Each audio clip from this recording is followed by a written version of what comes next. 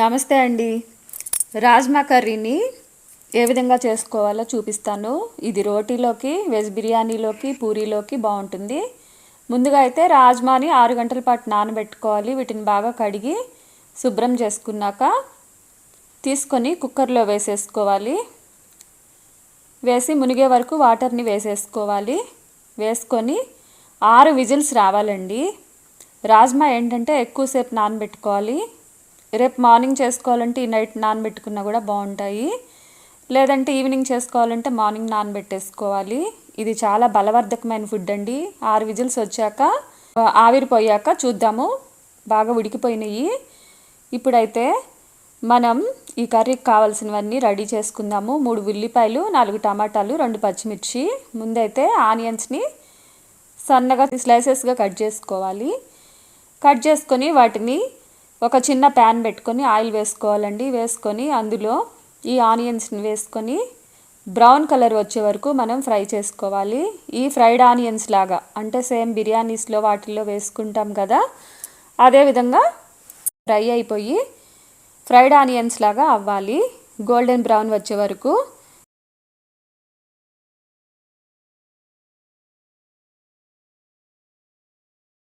ఇప్పుడైతే మనం మసాలాను కూడా ప్రిపేర్ చేసుకుందాము. దీనికి కావాల్సినవి ధనియాలు 1/2 స్పూను, జీలకర్ర, లవంగాలు, రాతి పువ్వు, స్టార్ పువ్వు కొంచెము, ఒక నల్ల ఇలాచి, మామూలు ఇలాచీలు 2, బిర్యానీ ఆకు తీసుకోవాలి. కొబ్బరి ముక్కలు, ఎండుమిర్చి కారానికి సరిపడా అవసరం లేదండి, కొన్ని ఎండుమిర్చిని కూడా తీసేసుకొని రెడీ చేసి ఉంచుకుందాము. ఇప్పుడైతే ఈ ఆనియన్స్ అన్నీ గోల్డెన్ బ్రౌన్ కలర్కి ఫ్రై అయినాయి. వీటినైతే ఈ విధంగా మనం స్ట్రైనర్లో వేసేసుకుందాము. అడుగున ఒక గిన్నె పెట్టుకొని అలా వేసుకున్నానండి. ఎందుకంటే అదే ఆయిల్ని మనం కూరలో యూజ్ చేసేసుకోవచ్చు. ఆయిల్ నిల్వ ఉంచుకొని వాడుకోకూడదు కదా. ఇప్పుడైతే కొంచెం ఒక ప్యాన్ పెట్టుకొని ఆయిల్ వేసేసుకున్నాం కదా, అందులో ఇందాక ఏవైతే చూపించామో ఆ మసాలాని అంతటినీ వేసేసుకొని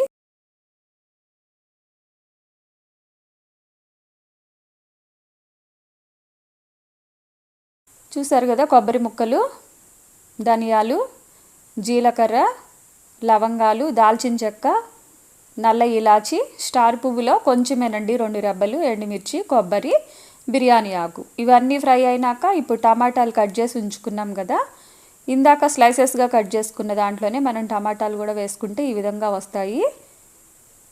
ఇలా స్లైసెస్గా కట్ చేసుకున్న టమాటాలని వేసేసుకొని అందులో కొంచెం సాల్ట్ కూడా యాడ్ చేసుకుందాము. మూత పెట్టేసుకొని దీన్ని బాయిల్ చేసేసుకోవాలి.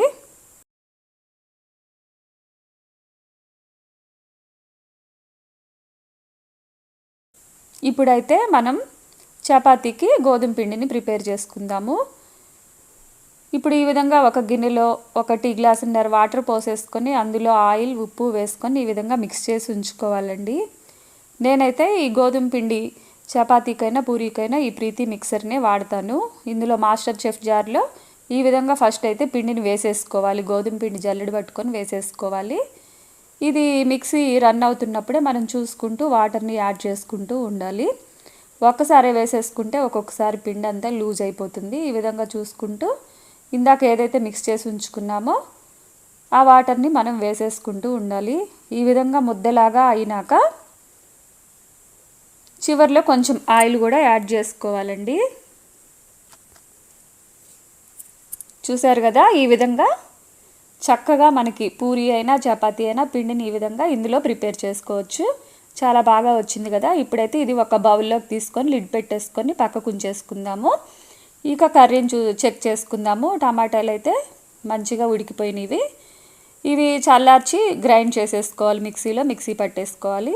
ఇప్పుడైతే ఒక ప్యాన్ పెట్టేసుకుందాం స్టవ్ మీద. పెట్టేసుకొని అందులో ఇందాక కొంచెం మిగిలింది కదా ఆ ఆయిల్ని వేసేసుకొని ఇందాక మనం ఫ్రైడ్ ఆనియన్స్కి యూజ్ చేసిన ఆయిల్ని వేసేసుకుందాము. తర్వాత కొంచెం మామూలు ఆయిల్ కూడా వేసేసుకుందాము. ఇలా కర్రీకి సరిపడా ఆయిల్ని వేసేసుకొని ఆయిల్ కాగాక ఇందులో మనం తాలింపు గింజలు అవసరం లేదండి, జీలకర్ర, ఆవాలు వేసుకుంటే సరిపోతుంది. ఈ 2 యాడ్ చేసేసుకొని ఆ తర్వాత మనం స్లైసెస్గా కట్ చేసుకున్న ఆనియన్స్ వేసుకోవాలి. వేసుకొని కొంచెం పసుపుని యాడ్ చేసుకుందాము.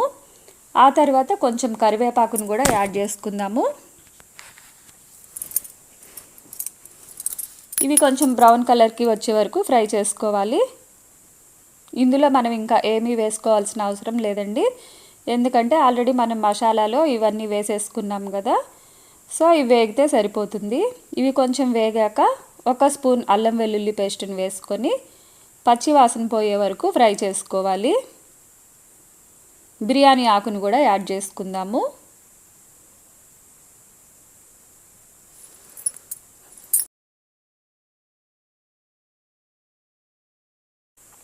ఇప్పుడైతే ఈ ఉల్లిపాయలు ఫ్రై అయినాయి కదా, ఇందులో అల్లం వెల్లుల్లి పేస్ట్ 1 స్పూన్ని యాడ్ చేసుకొని పచ్చివాసన పోయే వరకు ఫ్రై చేసుకోవాలి.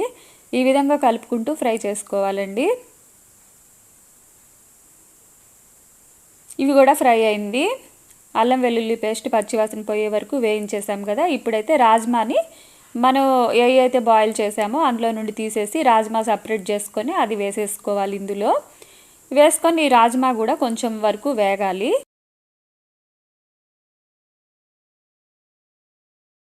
రాజ్మాని కూడా కొంచెం మనం ఫ్రై చేసుకోవాలి, ఎందుకంటే కొంచెం పచ్చివాసన అనేది ఉండదు. ఈ విధంగా ఒక 2 or 3 minutes మనం కలుపుకుంటూ ఫ్రై చేసుకోవాలి రాజ్మాని.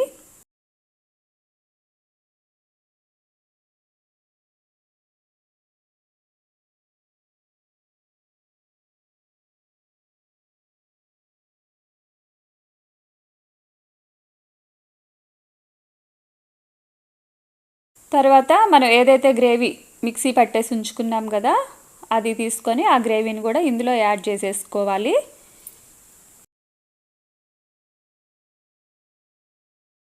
దీన్ని కూడా మనం పచ్చివాసన పోయే వరకు ఫ్రై చేసుకోవాలండి.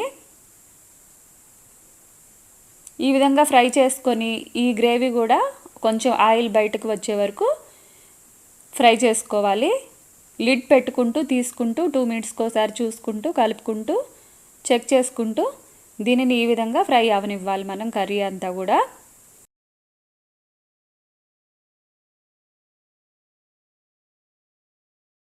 గ్రేవీలో నుండి కొంచెం ఆయిల్ బయటకు వచ్చింది కదా,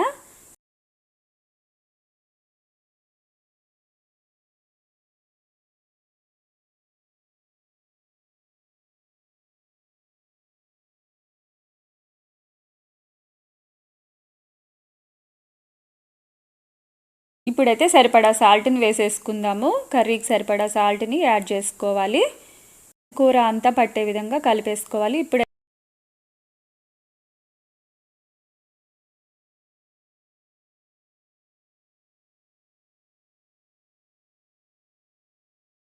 ఇప్పుడైతే కారం కూడా యాడ్ చేసుకుందాము. కర్రీకి సరిపడా కారంని కూడా మనం యాడ్ చేసుకోవాలి. ఇందాకైతే మనం గ్రేవీలో ఎండుమిర్చి వేసాం కదా, సరిపడా చూసుకొని వేసుకోండి. కొంచెం తక్కువే పడుతుంది, స్పైసీగా తినేవారికి కొంచెం ఎక్కువ పడుతుంది. ఈ విధంగా కారంని యాడ్ చేసుకొని 2 నిమిషాలు కలుపుకుంటూ ఫ్రై చేసుకోవాలి పచ్చివాసన పోయే వరకు. ఇలా ఫ్రై చేసుకున్న దాంట్లో ఇప్పుడైతే ఇందాక మనం రాజ్మా బాయిల్ చేసుకున్న వాటరు, ఆ గ్రేవీ మిక్సీ జార్లో ఉన్నటువంటి వాటర్ని కూడా ఇందులో పోసేసుకొని కొంచెం ఎక్కువే వేసుకోవాలండి, మరీ తక్కువేం కాదు. మునిగే వరకు వాటర్ అంతా వేసేసుకొని బాగా కలిపేసుకోవాలి. ఒకసారి అన్నీ సరిపోయాయో లేదో చెక్ చేసుకుందాము. సాల్ట్ సరిపోనట్టుంది, సాల్ట్ని యాడ్ చేసుకున్నాను. ఇప్పుడైతే కలిపేసి లిడ్ పెట్టేసుకొని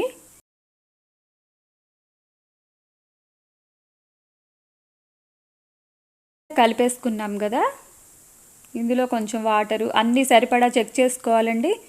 ఉప్పు కారం అంతా సరిపోయాయో లేదో చూసుకొని వాటర్ కూడా చూసుకొని చెక్ చేసుకొని ఆ తర్వాత మొత్తాన్ని కలిపేసుకోవాలి. ఇప్పుడు ఈ ఫ్రైడ్ ఆనియన్స్ ఉన్నాయి కదా, ఇందాక మనం ఏవైతే బ్రౌన్ కలర్లోకి వేయించుకున్నామో ఆ ఫ్రైడ్ ఆనియన్స్ని కూడా ఇందులో యాడ్ చేసేసుకోవాలి.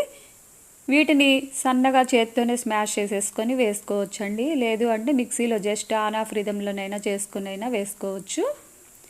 ఈ విధంగా క్రష్ చేసేసుకొని మనం చేత్తో వేసేసుకుంటే చాలా బాగుంటాయి. అసలు ఈ ఫ్రైడ్ ఆనియన్స్ కూరకి ఎక్స్ట్రా టేస్ట్ అనేది తెస్తుందండి, చాలా బాగుంటుంది అసలు కర్రీ. రెస్టారెంట్ స్టైల్లో ఉంటుందండి. చూసారు కదా ఉడుకుతుంటేనే ఎంత బాగుందో. ఈ విధంగా ఉడుకుతూ ఉన్నప్పుడు 1 పావు స్పూను అంటే కొన్ని నిమ్మ చుక్కలు వేసుకోవాలి. నిమ్మరసం పావు స్పూన్ని కూడా యాడ్ చేసేసుకోవాలి. చేసుకొని బాగా కలిపేసుకొని మనం చెక్ చేసుకోవాలి అన్నీ సరిపోయాయా లేదా అని. ఇప్పుడైతే లిడ్ పెట్టేసుకుందాము. మీడియం ఫ్లేమ్లో ఉంచేసుకొని ఉడికించుకోవాలి.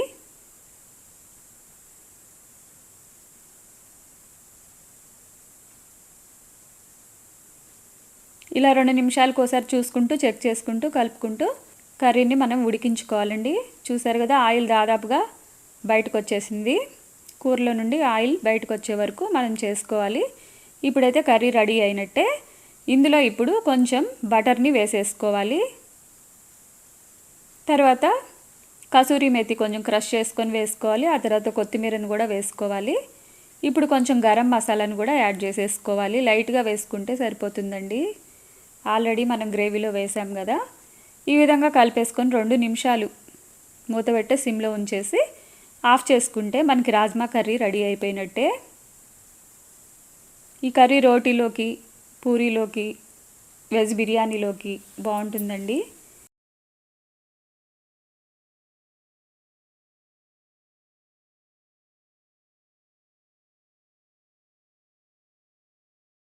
ఇప్పుడైతే చపాతీని కూడా ప్రిపేర్ చేసుకుందాము. పిండిని ఈ విధంగా ఒకసారి మొత్తం ఒత్తుకొని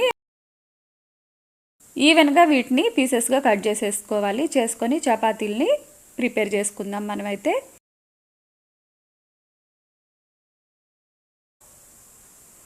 దాని మీద ఆయిల్ అప్లై చేసి కొంచెం పొడిపిండి చల్లేసుకొని మడత పెట్టుకోవాలండి. అప్పుడు చపాతీ ఏంటంటే చక్కగా పొంగుతుంది, లోపల కూడా లేయర్స్ వస్తుంది. ఈ విధంగా కనుక మనం ఆయిల్ అప్లై చేసుకొని పైన పొడిపిండి చల్లేసేసి చపాతీని ఈ విధంగా ప్రిపేర్ చేసుకుంటే చపాతీ చాలా స్మూత్గా వస్తుంది.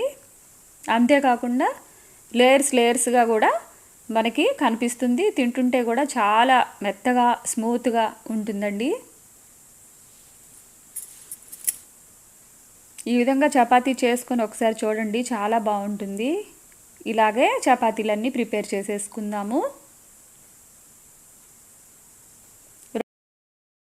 2 or 3 టైప్స్లో మనం ఈ చపాతీని ప్రిపేర్ చేసుకోవచ్చు. చాలా ఈజీ అనండి. ఈ విధంగా ఫోల్డ్ చేసుకోవటం, పైన పిండి జల్లేసుకొని మళ్ళీ చపాతీని ఒత్తేసుకోవాలి.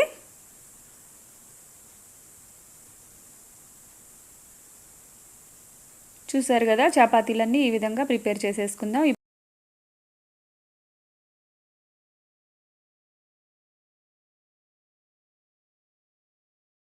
ఇప్పుడైతే స్టవ్ వెలిగించి ఒక ప్యాన్ పెట్టేసుకుందాము. ప్యాన్ హీట్ ఎక్కింది. దాని మీద ఈ విధంగా చపాతీని వేసుకొని 2 వైపులా ఆయిల్ని ఈ విధంగా అప్లై చేసుకుంటూ హై ఫ్లేమ్లో పెట్టే కాల్చాలండి. ఈ విధంగా తిప్పుకుంటూ కాల్చేసుకోవాలి. చూసారు కదా ఎలా పొంగుతున్నాయో. ఇవి చాలా స్మూత్గా, మెత్తగా, మృదువుగా ఉంటాయండి. ఈ విధంగా చపాతీలు చేసుకుంటే చపాతీ తినని వాళ్ళు కూడా తింటారు. చాలా బాగుంటాయి. ఆయిల్ ఎక్కువ పట్టినా కూడా బాగుంటుంది. ఆయిల్ తక్కువ వేసుకొని కూడా ఇదే విధంగా చేసుకోవచ్చండి. అప్పుడు కూడా చాలా బాగుంటుంది, మెత్తగా మృదువుగా ఉంటాయి. చూసారు కదా ఎలా పొంగుతున్నాయో. ఈ విధంగా చపాతీని కూడా ప్రిపేర్ చేసేసుకున్నాము. ఈ విధంగా రాజ్మా కర్రీతో చపాతీని మనం డిన్నర్లోకి కానీ, లంచ్లోకి కానీ, మార్నింగ్ కానీ తినొచ్చు. మీరు ఒక్కసారి ట్రై చేయండి. మీకు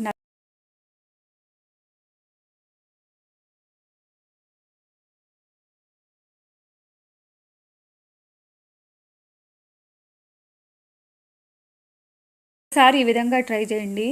మీకు నచ్చితే లైక్ చేయండి, షేర్ చేయండి, సబ్స్క్రైబ్ కూడా చేయండి. Thanks for watching.